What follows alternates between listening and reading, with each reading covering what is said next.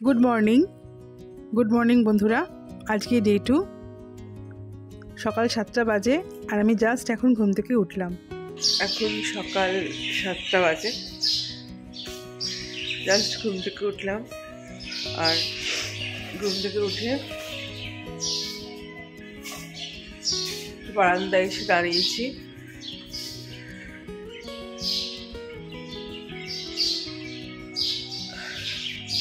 আজকে 10টার সময় ঘর ছেড়ে দিতে হবে, তার আগে চা আসবে সকালবেলা, এখনই আসবে চা। আর চা খেয়ে নিয়ে 8টা সাড়ে 8টার সময় ব্রেকফাস্ট সেরে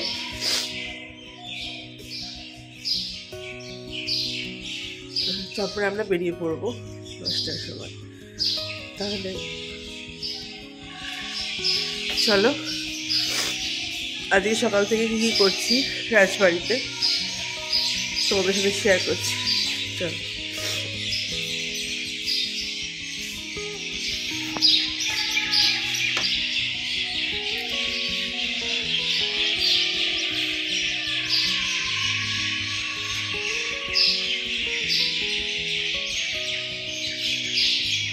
সকালবেলা আমাদের হোটেলের রুমে দেখো চা দিয়ে গেছে, কমপ্লিমেন্টারি চা আর সাথে বিস্কুট।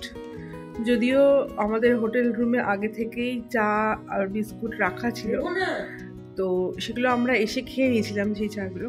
আর এখন হচ্ছে আজকের দিনের জন্য এই চা আর এই চায়ের বিস্কুট। আর এই হচ্ছে টিপট, দেখো টিপটটাকে গরম রাখার জন্য এই ঢাকনা। হ্যাঁ, বাইরে পাখি ডাকছে, তো রাজবাড়ির জানলা দিয়ে বারান্দা।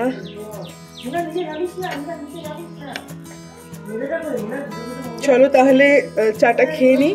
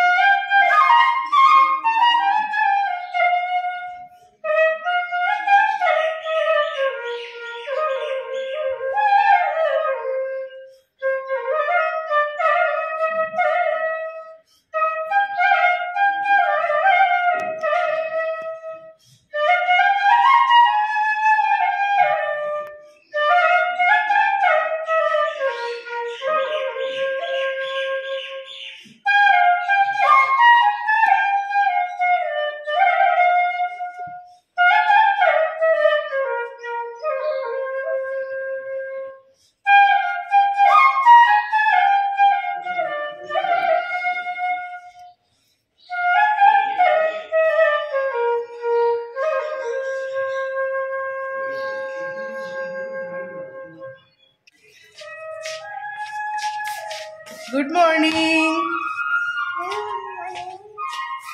আমরা এখন সকাল সকাল একটুখানি হাঁটতে বেরিয়েছি। চা খাওয়া হয়ে গেছে আমাদের, আর আমরা চা খেয়ে নিয়ে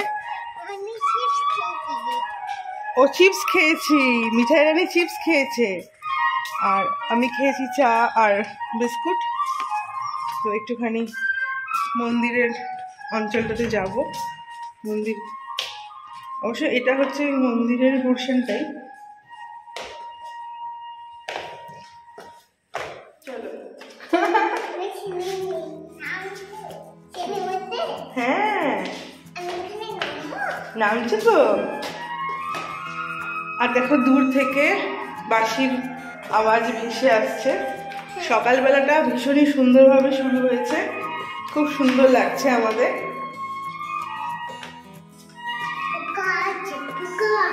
না না না না আসছে না।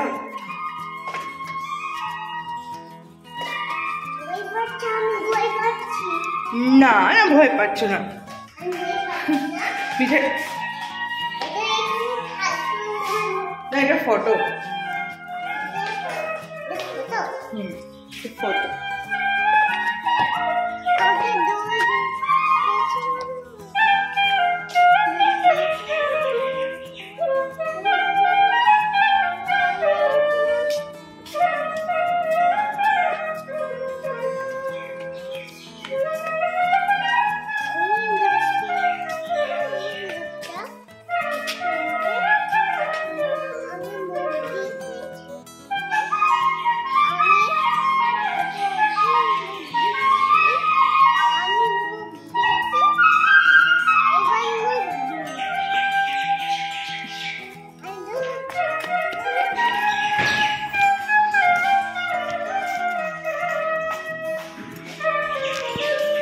চলো হাত ধরো।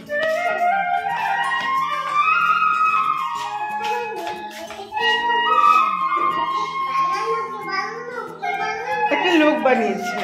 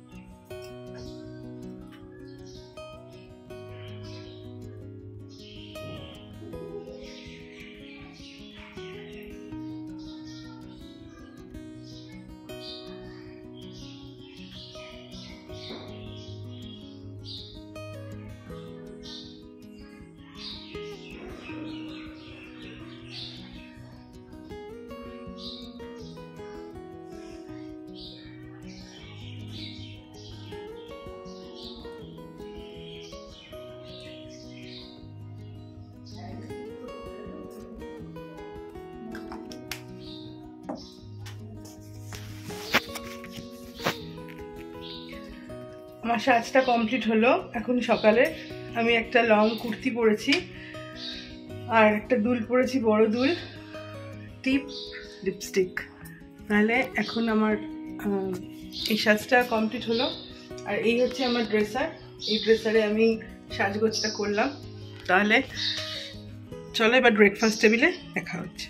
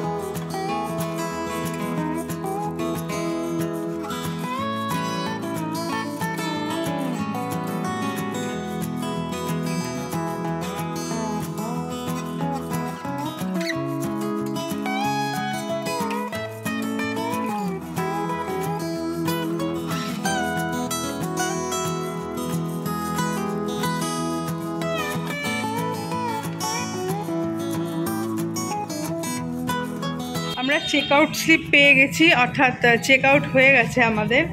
এখন একটুখানি মাড হাউস যেগুলো আছে, মাটির বাড়ির যে পোর্শনটা আছে সেই পোর্শনটা একটুখানি দেখতে যাচ্ছি।